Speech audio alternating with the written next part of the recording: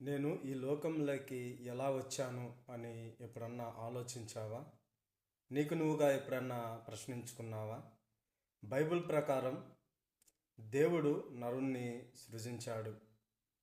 ఆదికాండం 2వ అధ్యాయం 7వ వచనంలో మనం చూస్తాం.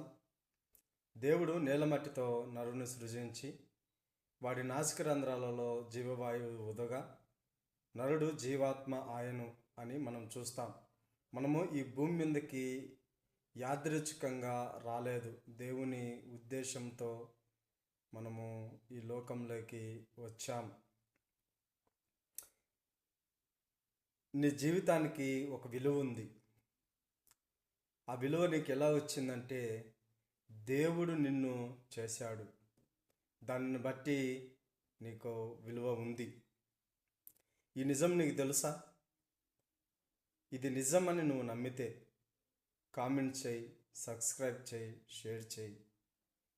ఇలాంటి బైబిల్ సందేశాలు ఇంకా వినడానికి వీలుగా ఉంటుంది. Thank you.